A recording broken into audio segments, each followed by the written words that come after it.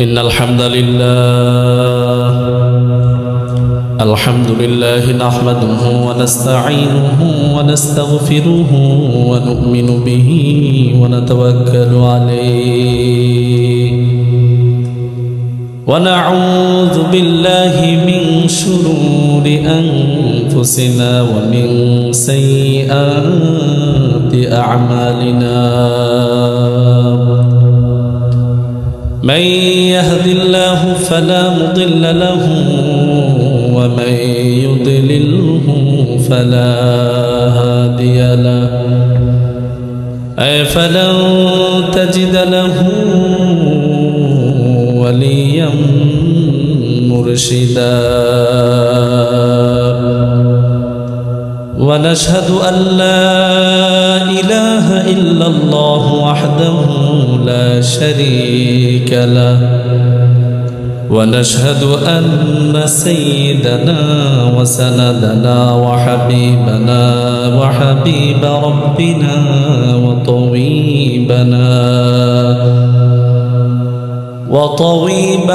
وطبيب قلوبنا ومولانا محمد صلى الله تعالى عليه وعلى آله وأصحابه وبارك وسلم تسليما كثيرا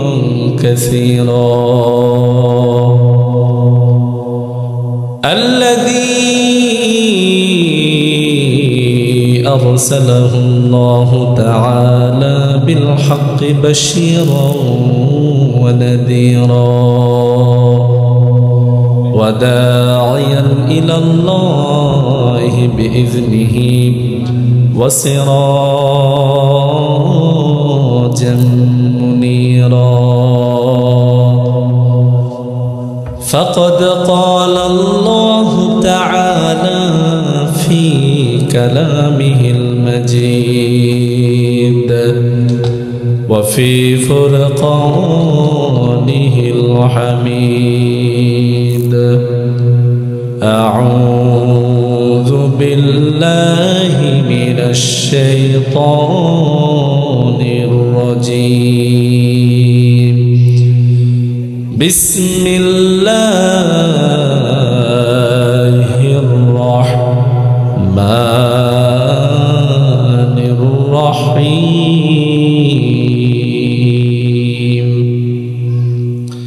وقضى ربك ألا تعبدوا إلا إياه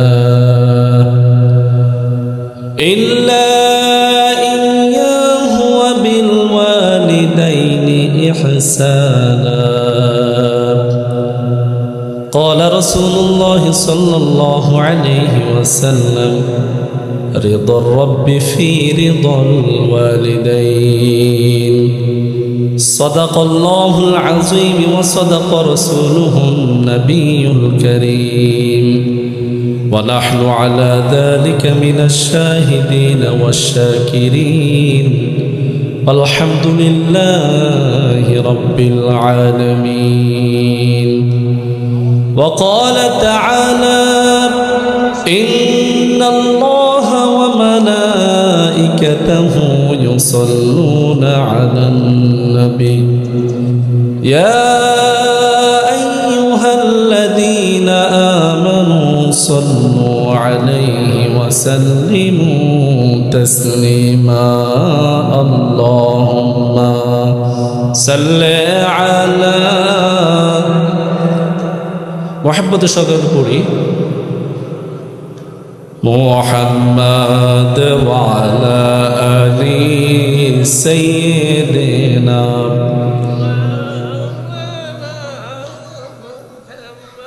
আমরা সবাই গুনাহগার গো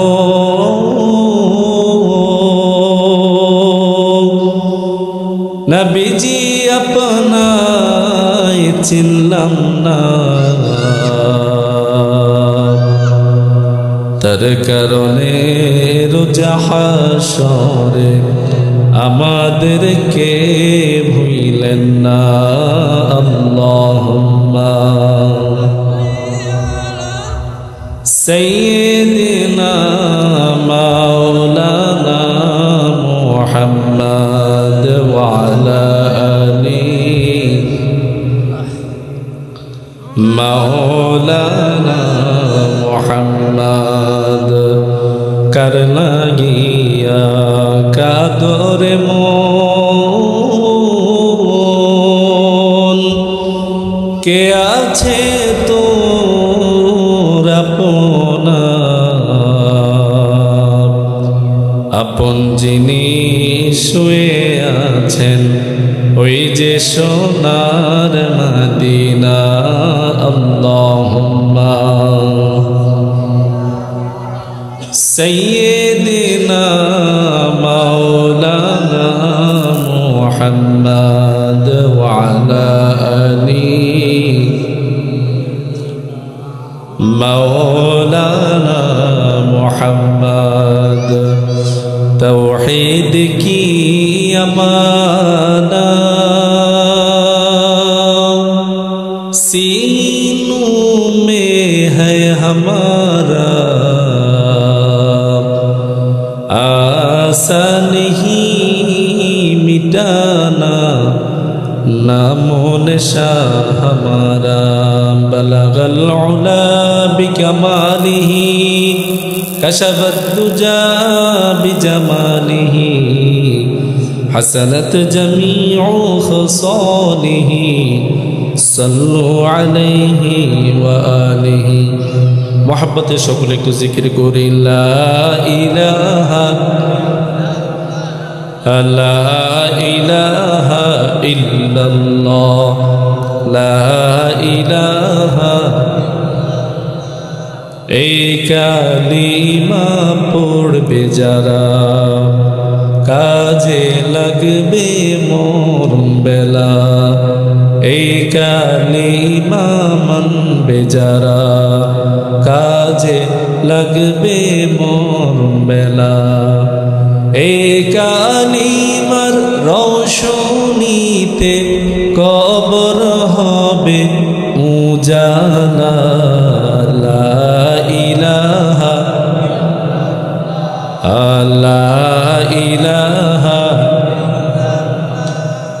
লা ইলাহা ইল্লাল্লাহ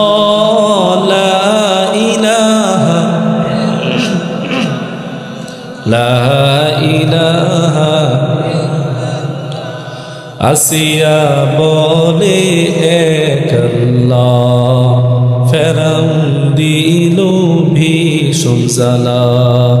আসিয়া বলে এক আল্লাহ ফেরাউন দিল ভীষণ জ্বালা।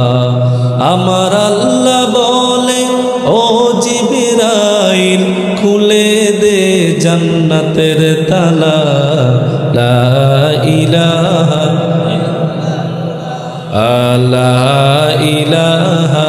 ইল্লাল্লাহ লা ইলাহা ইল্লাল্লাহ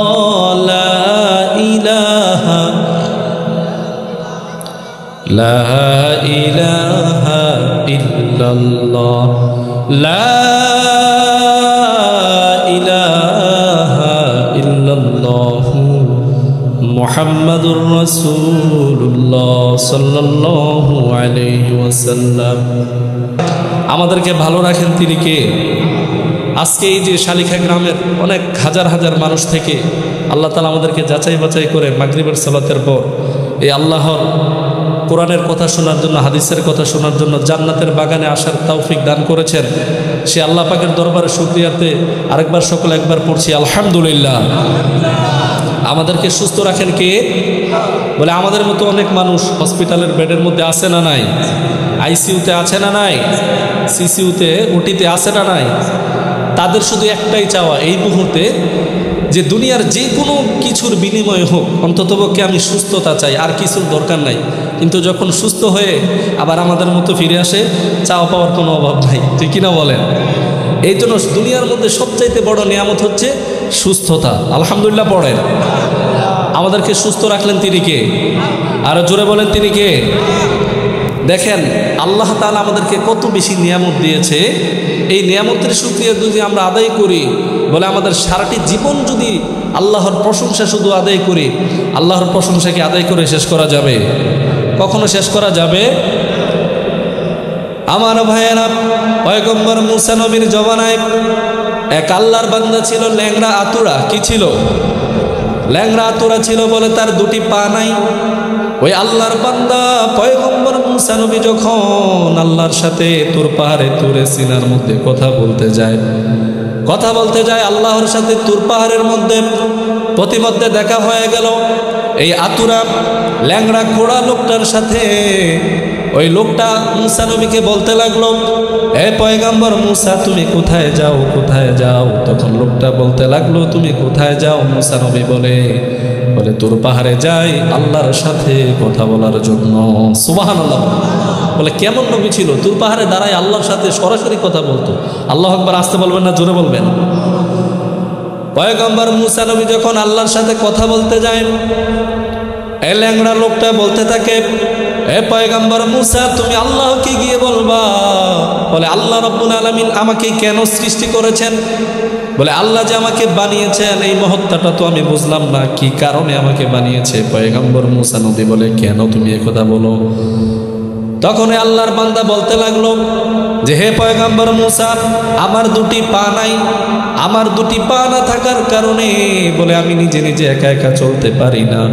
বলে কেউ যদি আমাকে আমি যদি কোথাও যেতে হয় তাহলে আরেকজন ধরে আমাকে নিয়ে যেতে হয়। বলে আমি একা একা কিছু করতে পারি না, কারণ আমার দুটা পায় নাই। সুবহানাল্লাহ। বলে আল্লাহ আমাকে কেন বানাইলো আমি তো কিছুই বুঝতেছি না। বলে আমার যদি ইস্তেঞ্জা ধরে তাহলেও আমাকে নখ নিয়ে যেতে হয়, ঠিক কিনা বলেন? কারো যদি দুটি পা না থাকে এর চাইতে বড় সমস্যা দুনিয়াতে আর কিছু হতে পারে? পয়গম্বর মুসা নবীকে বলতে লাগলো, এ পয়গম্বর মুসা আল্লাহকে গিয়ে বলবা আল্লাহ আমাকে কেন বানাইছে, আমি তো কোনো কারণ দেখি না। পয়গম্বর মুসা নবী বলে, ঠিক আছে আমি তোমার কথা আল্লাহর কাছে গিয়ে বলবো। আল্লাহর কাছে যখন কথা বলতে গেলেন, পয়গম্বর মুসা নবী আল্লাহকে বলে, আয় আল্লাহ, তোমার ওই ল্যাংড়া বান্দাটা তোমার কাছে প্রশ্ন করেছে তুমি তাকে কেন বানিয়েছ। সে তো বলতেছে সে তাকে বানানোর কোনো উদ্দেশ্য সে দেখে না, তাকে দিয়ে কোনো কাজে আসে না। তখন পয়গম্বর মুসা নবীকে আল্লাহ রাব্বুল আলামিন বললেন, হে পয়গম্বর মুসা, তুমি গিয়ে ওই লোকটাকে বলবা, ল্যাংড়া লোকটাকে বলবা, বলে আমি আল্লাহ রাব্বুল আলামিন তাকে অযথা বানাই নাই। বলে আমি আল্লাহ রাব্বুল আলামিন তাকে এই জন্য বানিয়েছি, বলে জাহান্নামের দেয়ালের মধ্যে একটা ফুটা আছে, একটা গর্ত আছে, ওই গর্তটাকে ফিল আপ করার জন্য আমি ল্যাংড়া বান্দাটাকে বানিয়েছি। সুবহানাল্লাহ বলেন। জাহান্নামের গর্ত একটা ফুটা আছে, ওই ফুটাটা ফিল আপ করার জন্য, মারার জন্য এই ল্যাংড়া বান্দাটাকে বানাইছে। আমার ভাইরা অতীব গভীর মনোযোগ। পয়গম্বর মুসা নবী আল্লাহর সাথে কথা বলা শেষ। পয়গম্বর মুসা নবী যখন আবার প্রতিমধ্যে আবার ল্যাংড়ার সাথে দেখা হয়ে গেল, ওই আল্লাহর বান্দা ল্যাংড়া বলতে থাকে, এ পয়গম্বর মুসা তুমি কি আল্লাহর কাছে আমার কথাটা বলেছিলে নাকি? পয়গম্বর মুসা নবী বলে, এ ভাই আমি তোমার কথা আল্লাহর কাছে বলেছিলাম। অতি দুঃখের সংবাদ, আল্লাহ রাব্বুল আলামিন বলেছে, বলে তোমাকে সৃষ্টি করেছে, তোমাকে অযথা সৃষ্টি করে নাই, অযথা বানায় নাই। বলে আল্লাহ রাব্বুল আলামিন বলেছে জাহান্নামের একটা দেয়ালের মধ্যে একটা ছোট ফুটা রয়েছে, ওই ফুটাটা ফিল আপ করার জন্য আল্লাহ রাব্বুল আলামিন তোমাকে সৃষ্টি করেছে। সুবহানাল্লাহ। এই কথা শোনার পর ওই ল্যাংড়া বান্দাটা মন খারাপ করে নাই। কেন মন খারাপ করে নাই আমার ভাইয়েরা? ওই ল্যাংড়া বান্দাটা বলতে লাগলো এই কথা শোনার পর, বলে আলহামদুলিল্লাহ। সুবহানাল্লাহ বলেন। কি বলতে লাগলো? আলহামদুলিল্লাহ। কেননা আল্লাহর পরিকল্পনা আমাদের ভাবনার চাইতে উত্তম, ঠিকই না বলেন? আমার ভাইয়েরা, এই দুঃসংবাদটা শোনার পরেও পয়গম্বর মুসা নবীর উম্মত বলে নাই, মন খারাপ করে নাই, অন্য কটু কথা বলে নাই, আল্লাহর প্রতি রাগান্বিত হয় নাই, নারাজ হয় নাই। সে আল্লাহর শুকরিয়া আদায় করে বলেছে আলহামদুলিল্লাহ। পয়গম্বর মুসা নবী এই কথা শোনার পর কয়, তুমি কেন এই কথা বললা? বলে আল্লাহ রাব্বুল আলামিন তো আমাকে যে কোনো একটা কাজের জন্য বানাইছে, অযথা বানায় নাই। সুবহানাল্লাহ বলেন। আল্লাহ রাব্বুল আলামিন জান্নাতও বানিয়েছে আল্লাহ, জাহান্নামের মালিকও আল্লাহ। অথবা আমি তো মনে করেছিলাম আমি নগণ্য বান্দা, আমার দুটা পায়ে নাই, আমি তো মনে করেছিলাম আল্লাহ রাব্বুল আলামিন হয়তো আমাকে কোনো কাজে বানায় নাই, কেননা দুনিয়াতে আমি কিছুই একা একা করতে পারি না। অন্ততপক্ষে এটা শুনে আমি খুশি হলাম যে আল্লাহ তাআলা আমাকে অযথা বানায় নাই, অন্ততপক্ষে জাহান্নামের দেয়ালের একটা ফুটা ফিল আপ করার জন্য হলেও আমাকে বানাইছে। আলহামদুলিল্লাহ পড়ে। আমার ভাইয়েরা অতীব গভীর মনোযোগ, আল্লাহ রাব্বুল আলামিন এই কথা শুনে কি শুনে না? অবশ্যই শুনে। আল্লাহ রাব্বুল আলামিনের মনটা ভরে গেল। আল্লাহ রাব্বুল আলামিন তখন বলতেছেন, ফেরেশতা যাও যাও, এই মুসা নবীর উম্মতকে আমি বলেছি জাহান্নামে দেওয়ার জন্য বানাইলাম, তবুও বান্দা না শুকরিয়া আদায় করে নাই, আমি আল্লাহ রাব্বুল আলামিনের শুকরিয়া আদায় করেছে, অতএব তাকে জাহান্নামে দেওয়া ঠিক হবে না। ফেরেশতা যাও, ওই ল্যাংরা বান্দার নামটা আমি জাহান্নাম থেকে কেটে দিয়া ওই বান্দাকে আমি জান্নাতে দাখিল করে দিলাম। সুবহানাল্লাহ বলে। তুমি পিটাও সকল চাওয়া, দুদিন আগে পড়ে তোমার কাছে সকল পাওয়া, সবই তোমার তরে। ঠিক কিনা বলেন? তুমি মিটাও সকল চাওয়া, দুদিন আগে পড়ে তোমার কাছে সকল পাওয়া, সবই তোমার তরে। তোমার পথে চললে সবাই, তোমার পথে চললে সবাই আসবে যে সুদিন, তোমার দয়ায় পূর্ণ আমার সারা নিশিদিন।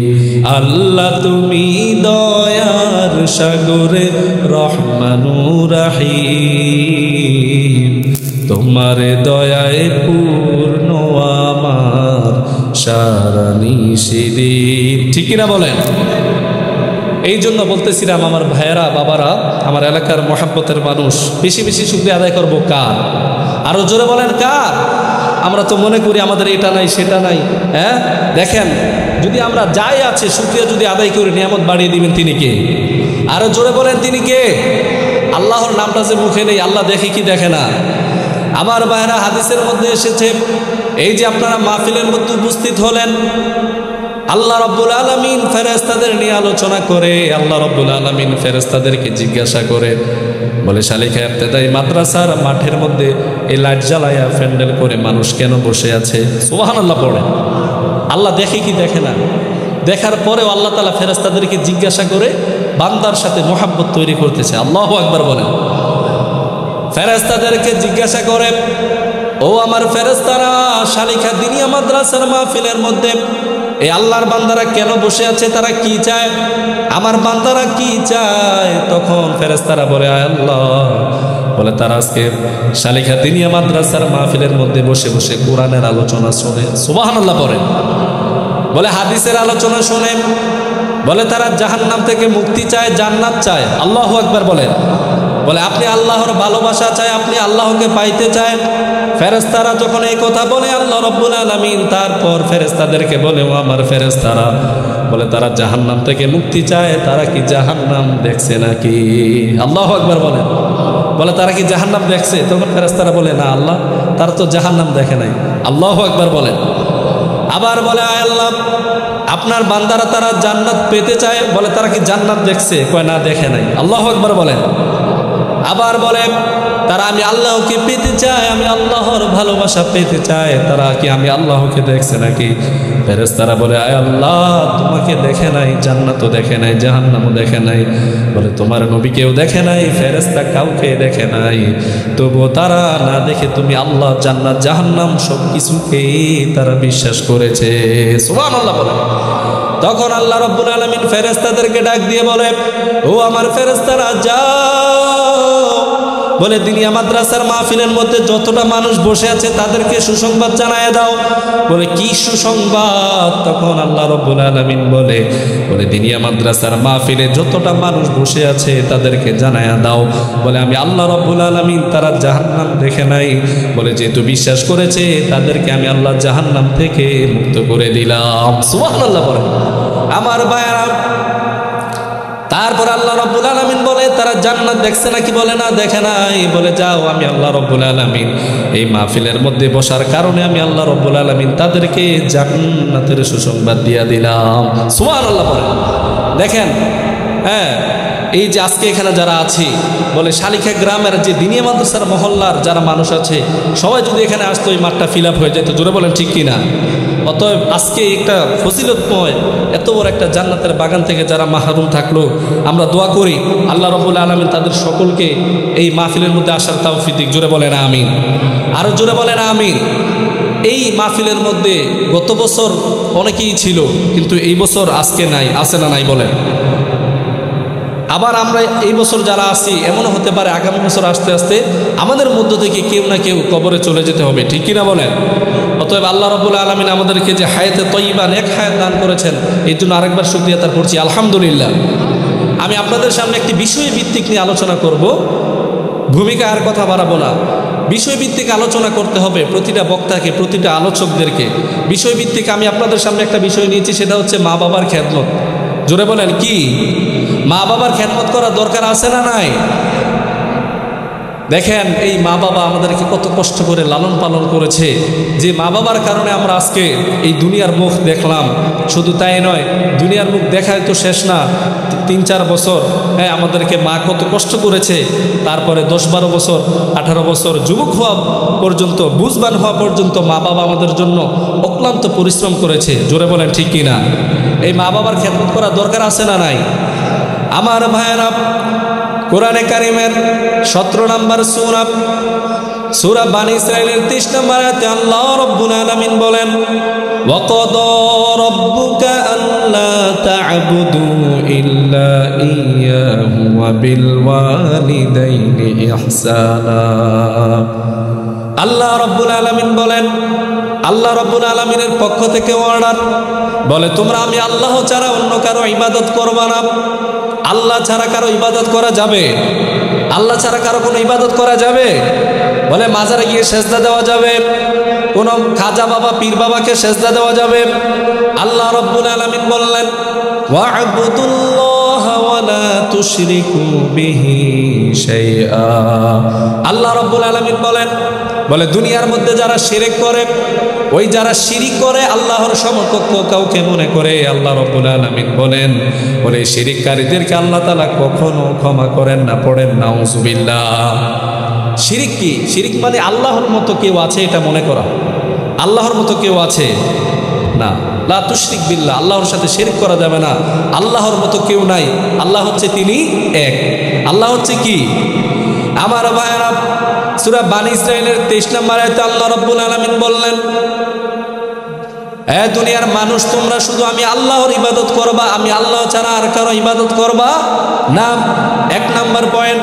2 নম্বর পয়েন্ট, আল্লাহ রাব্বুল আলামিন বললেন, ওয়া বিল ওয়ালিদাইনি ইহসানা। আমি আল্লাহ রাব্বুল আলামিনের ইবাদত করার পর তোমরা পিতামাতার খেদমত করবা। সুবহানাল্লাহ পড়েন। কার? পিতামাতার। কার? পিতামাতার। 1 নম্বরে আল্লাহর ইবাদত করতে হবে, আল্লাহ ছাড়া কারো ইবাদত করা যাবে না। আল্লাহ রাব্বুল আলামিনের পরপরই আল্লাহ রাব্বুল আলামিন বললেন পিতামাতার খেদমত করার জন্য। সুবহানাল্লাহ পড়েন। তাহলে বিষয়টা অনেক গুরুত্বপূর্ণ, ঠিক কিনা? বিষয়টা অনেক ফজিলতপূর্ণ। তার মানে বোঝা গেল বিষয়টা অনেক দামি। কেননা আল্লাহর ইবাদতের পরেই তিনি বলেছেন পিতামাতার খেদমত করার জন্য। তার মানে বোঝা গেল আল্লাহ রাব্বুল আলামিন পিতামাতাকে অনেক সম্মানিত করেছেন। আমার ভাইয়েরা জুড়ে বলেন ঠিক কিনা? আল্লাহ রাব্বুল আলামিন বলেছেন, ওয়া বিল ওয়ালিদাইনি ইহসানা ইম্মা ইয়াবলুগান্না ইনদাকাল কিবারা আহাদুহুমা আও কিলাহুমা ফালা তাকুল লাহুমা উফ। আল্লাহ রাব্বুল আলামিন বলেন, এ দুনিয়ার সন্তানেরা, ভালো করে শুনে নাও, তোমরা পিতামাতার সাথে সৎ আচরণ করবা, পিতামাতার সাথে ভালো আচরণ করবা, তাদের প্রতি আহসান করবা। বলে তোমরা জীবিত অবস্থায় যদি একজন পাও বা দুজনে পাও, শুধু যদি বাবাকে পাও বা পিতামাতা দুজনকে পাও, বলে তাদের সাথে কখনো কোনো বিরক্তিকর কথা বলবা না। সুবহানাল্লাহ পড়েন। পিতামাতার সাথে কখনো কোনো বিরক্তিকর কথা বলা যাবে না। অর্ডার করেছেন তিনি কে? আরো জোরে বলেন তিনি কে? আমার ভাইয়েরা, পিতামাতার খেদমত করতে হবে। পিতামাতার খেদমত যারা করবে, আল্লাহ রাব্বুল আলামিন বললেন আমি আল্লাহ রাব্বুল আলামিন দুনিয়ার মধ্যেও তাদেরকে সফলতা দান করি, বলে আখিরাতেও তাদেরকে আমি আল্লাহ রাব্বুল আলামিন সফলতা দান করব। সুবহানাল্লাহ বলেন। আমার ভাইয়েরা, আল্লাহর নবীর একজন সাহাবী, তিনি রাসূল সাল্লাল্লাহু আলাইহি ওয়াসাল্লামকে জিজ্ঞাসা করলেন, আইয়ুল আহাব্বু আমালি ইলাল্লাহ, আল্লাহ রাব্বুল আলামিনের কাছে সবচাইতে প্রিয় আমল কোনটি? সুবহানাল্লাহ পড়েন। এক সাহাবী রাসূলকে জিজ্ঞাসা করলেন, ইয়া রাসূলুল্লাহ, আল্লাহ রাব্বুল আলামিনের কাছে ইসলামের মধ্যে সবচাইতে প্রিয় আমল কোনটি? তখন রাসূল সাল্লাল্লাহু আলাইহি ওয়াসাল্লাম বললেন, আস-সালাতু লিওয়াক্তিহা। আল্লাহু আকবার বলেন। রাসূল সাল্লাল্লাহু আলাইহি ওয়াসাল্লাম বললেন, এক নম্বরে, অতীব গভীর মনোযোগ, এক নম্বরে আস-সালাতু লিওয়াক্তিহা।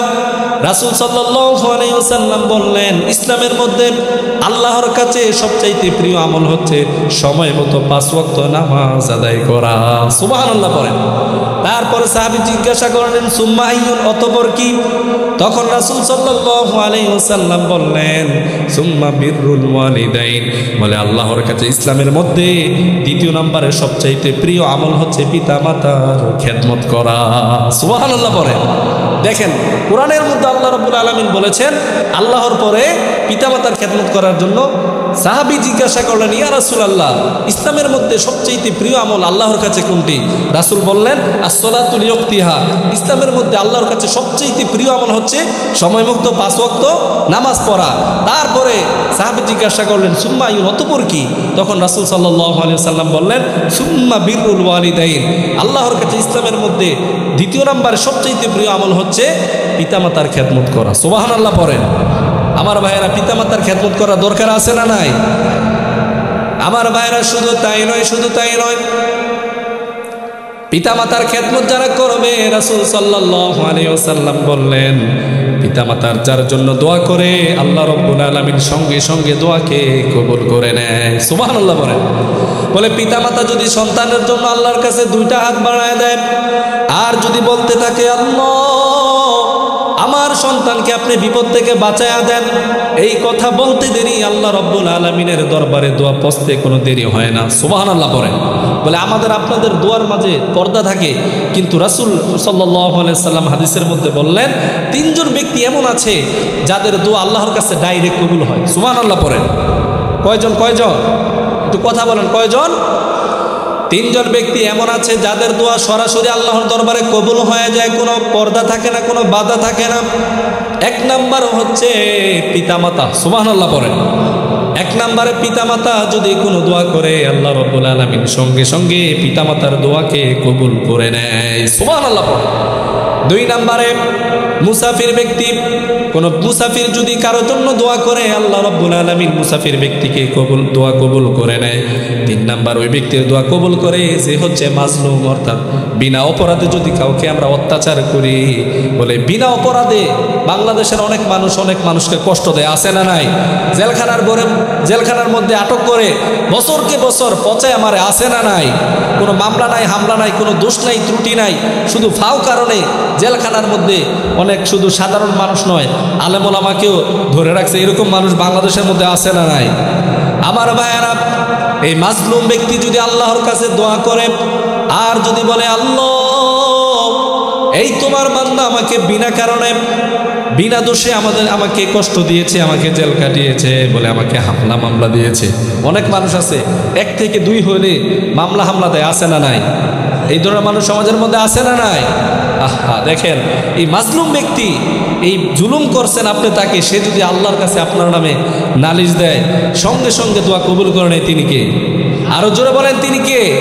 আপনি হয়তো দেখতেছেন এখন আপনার দোয়া কবুল হয় না, কিন্তু রাসূল সাল্লাল্লাহু আলাইহি সাল্লাম হাদিসের মধ্যে বলেছেন, কোনো বান্দা যদি আল্লাহর দরবারে দোয়া করে, সেই দোয়া কখনো বিফলে যায় না। আল্লাহ রাব্বুল আলামিন সঙ্গে সঙ্গে এই দোয়াকে কবুল করে নেয় 3 ভাবে। সুবহানাল্লাহ পড়েন। কয়ভাবে? 3 ভাবে। নোট করেন।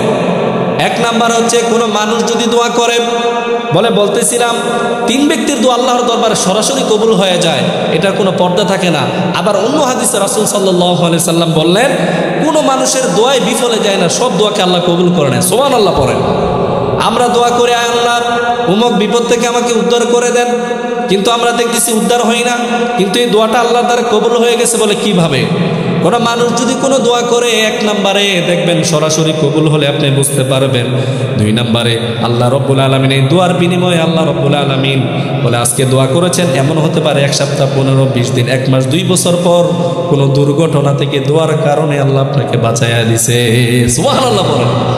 এমন সময় মাঝে মধ্যে এমন সময় আমাদের মধ্যে আসে যে দেখবেন আমার সামনে নির্ঘাত গাড়ির মধ্যে অ্যাক্সিডেন্ট করে আল্লাহর বান্দা মারা গেল, কিন্তু আমি মরি নাই, বাঁচাই দিয়েছেন তিনি কে?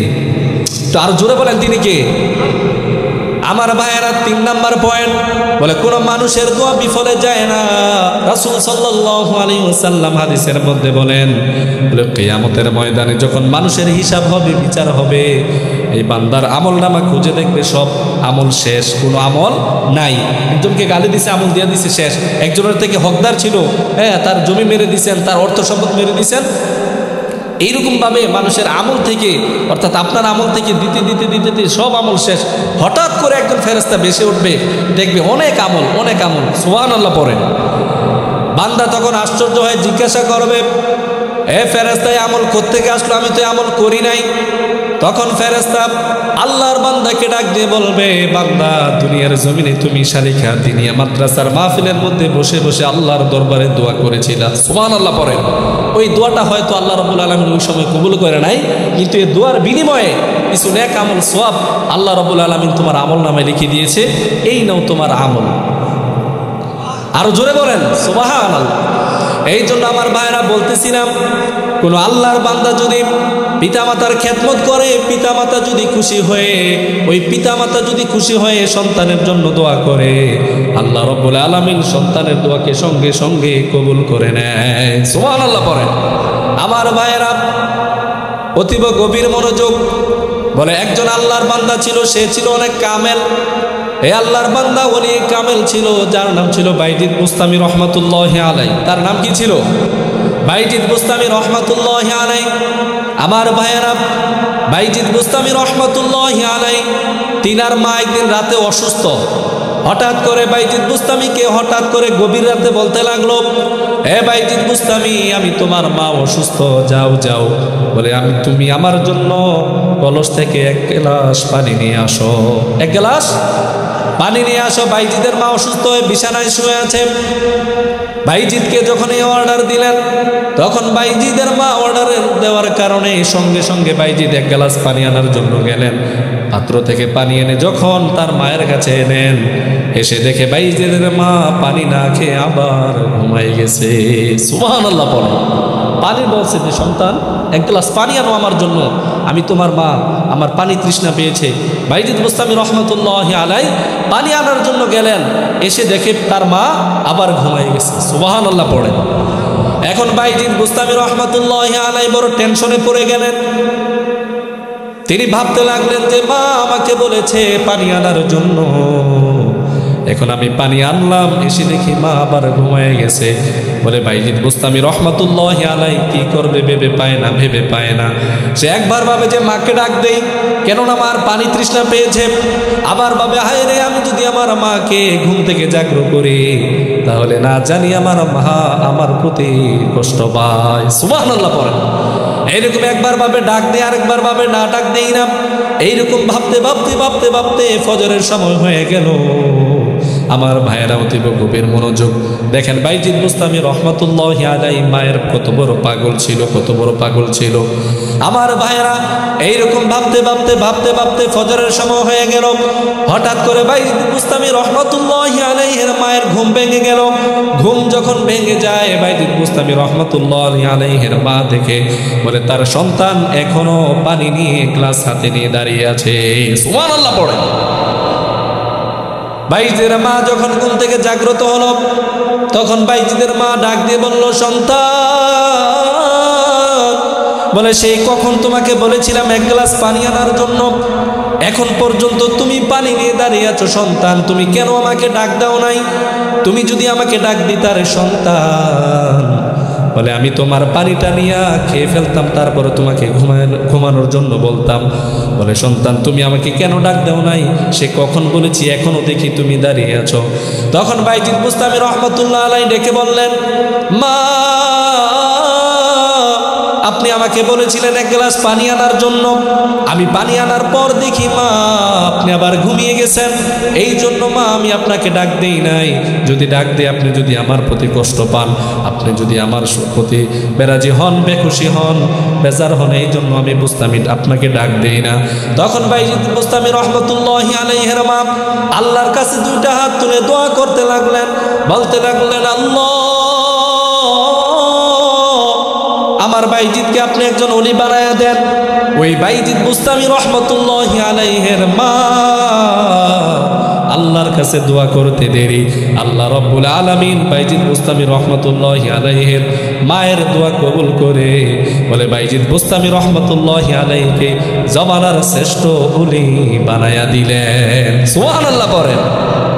এই জন্য ভাইয়েরা পিতামাতার খেদমত করা দরকার আছে না নাই?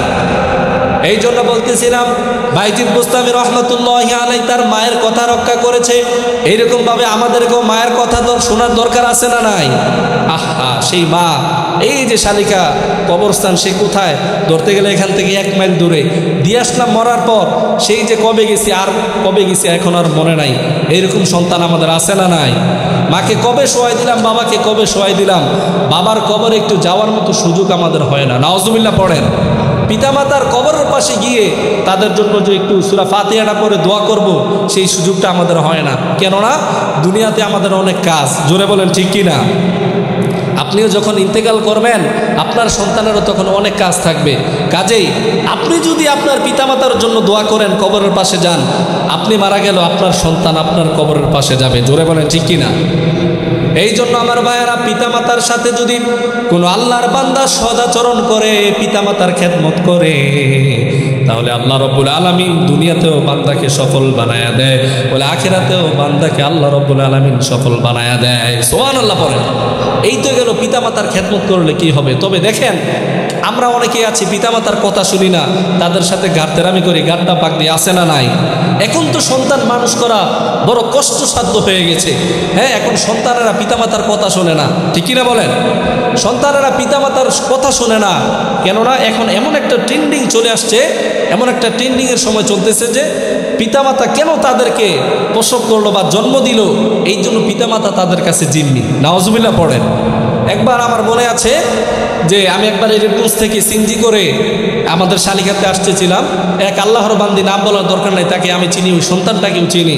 তখন ওই মহিলা, শিক্ষিত মহিলা, সে বলতেছে আমি চাকরি করি, 30-40 হাজার টাকা পাই, এই টাকাটাও তো তাকে দেই এবং আমার মনে হয় আরও ঋণ করা লাগে, তারপরও সে আমার কথা শোনে না। পরের নাউজুবিল্লাহ।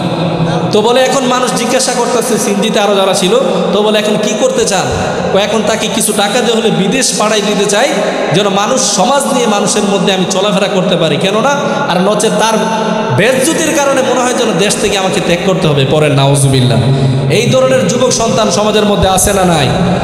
ওই মা বলতেছে যে তার আমার কোনো কামাই খাওয়ার দরকার নাই, বলে তার আমি বিদেশ পাড়াই দেই যেন মানুষের কটুকতা থেকে, বেজ্জতি থেকে, অপমানিত লাঞ্ছিত থেকে যেন আমি বাঁচতে পারি। পরের নাউজুবিল্লাহ। এই ধরনের কুসন্তান আছে না নাই? পিতামাতার সাথে যারা বেয়াদবি করে, পিতামাতার সাথে যারা বেয়াদবি করে, তাদের খেদমত করে না, তাদেরকে মার। আরও অনেক আল্লাহর বান্দা আছে, সন্তান আছে, আবার পিতামাতার গায়ে হাত তোলে। পরের নাউজুবিল্লাহ।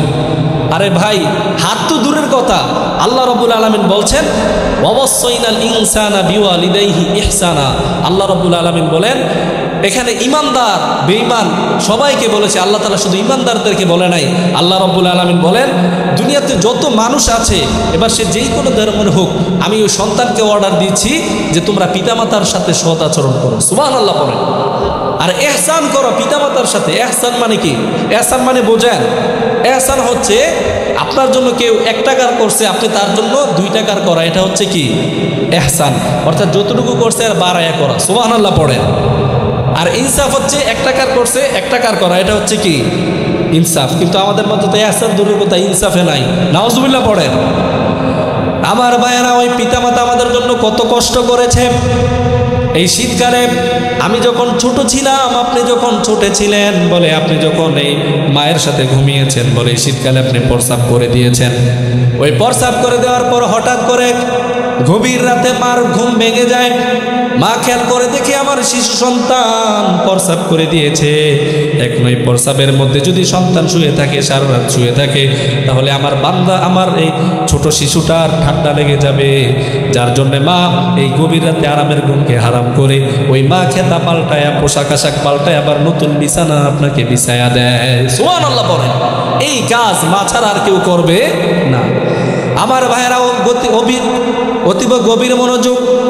সন্তানের যখন একবার বিছানা ভিজায় ফেলে, প্যান্ট ভিজায় ফেলে, একবার পাল্টায় দেয়, আবার কিছুক্ষণ পরে খেয়াল করে দেখে আবার ওই সন্তান প্রস্রাব করে দিয়েছে, বলে আবার পাল্টায় দেয়। এরকম ভাবে জামাত পড়ে 45 জামাত পড়ে 7:30। আচ্ছা, যাই হোক, এইরকম ভাবে পিতামাতা আমাদের জন্য কত কষ্ট করে। যাই হোক, অল্প সময়, আসলে আমি যে আলোচনা নিয়েছিলাম, আলোচনার সময় শেষ হয়ে গিয়েছে। তো বলতেছিলাম ভাইয়েরা, পিতামাতার খেদমত করার দরকার আছে না নাই? আমার আলোচনার বিষয় ছিল পিতামাতার খেদমত করা। দেখেন, আপনারা সকলেই জানেন যে বাইজিদ বুস্তামি রহমতুল্লাহ আলাই, তিনি অনেক বড় একজন ওলি ছিলেন, কামেল ব্যক্তি ছিলেন। বলে কিসের বদৌলতে? তার মায়ের দোয়াতে। সুবহানাল্লাহ পড়েন। এই জন্য কেউ যদি মায়ের দোয়া নিয়ে চলতে পারে, বাবার দোয়া নিয়ে চলতে পারে, ওই আল্লাহর বান্দা দুনিয়াতে কোথাও আটকায় না, সকল জায়গার মধ্যে সফলতা দান করা দেয়। তিনি কে? আরো জোরে বলেন, তিনি কে? অতএব আজকে আমার আলোচ্য বিষয় ছিল পিতামাতার খেদমত করা। আমরা সকলেই চেষ্টা করব পিতামাতার খেদমত করার জন্য। আল্লাহ সকল যুবক ভাইদেরকে কবুল করুক, পড়েন আমিন। এবং যাদের পিতামাতা আছে আমরা সকলেই খেদমত করব। আর যাদের পিতামাতা নাই, আমরা তাদের জন্য বেশি বেশি ইসালের সোয়াব পাঠাবো, কবর জিয়ারত করব, তাদের জন্য আল্লাহর কাছে দোয়া করব, আল্লাহ তাআলা যেন তাদের কবরটাকে জান্নাতের বাগান বানায় দেয়। পড়েন আমিন। আরো জোরে বলেন আমিন। আপনারা কি রাগ করেছেন? আমাকে তো বলছে 45-এ জামাত। যাই হোক, 7:30 জামাত। অতএব আমি আপনাদের সন্তান, অল্প সময় আসলে আলোচনা করতে পারি নাই। যে আলোচনা নিয়েছিলাম আমি তো ভাবছি 45-এ ছাড়বে। যাই হোক, দোয়া করবেন সকলে। আপনাদের দোয়ায় বাংলাদেশের বিভিন্ন জায়গার মধ্যে যাই, আরও বেশি করে দোয়া করবেন। আল্লাহ তাআলা যেন কোরআনের ময়দানে আমাকে আরও বেশি করে কবুল করে নেয়। পড়েন আমিন। আরও জোরে বলেন আমিন। আমি আপনাদের সন্তান, আপনারা আমাকে সবাই চিনেন। তো আসলে আমি কোনো আলোচনার জন্য আসি নাই, এসেছি আপনাদের থেকে দোয়া নেওয়ার জন্য। আপনারা দোয়া করবেন। এই মাহফিলের আরও বড় বড় আলোচক আছে, হযরত আলী আনসারী ভাই, এবং সুদূর কক্সবাজার থেকে আগত আবুল ফয়েজ আনসারী সাহেব, তিনি আমাদের সামনে ইনশাআল্লাহ এশারের পরে ধারাবাহিকভাবে আলোচনা করবে। আমরা সকলে আলোচনা শুনবো। আপনারা শুনবেন তো নাকি? এশারের সালাত আদায় করার পর আমরা আবার চলে আসবো ইনশাআল্লাহ। যদি চাটা খাই, অল্প সময়ের মধ্যে কিছু নাস্তা পানি করে আবার সকলে চলে আসবো। আল্লাহ তাআলা আমাদের সকলকে কবুল করুক। পড়েন আমিন। ওয়া আখিরি দাওয়ানা আলহামদুলিল্লাহি রাব্বিল আলামিন।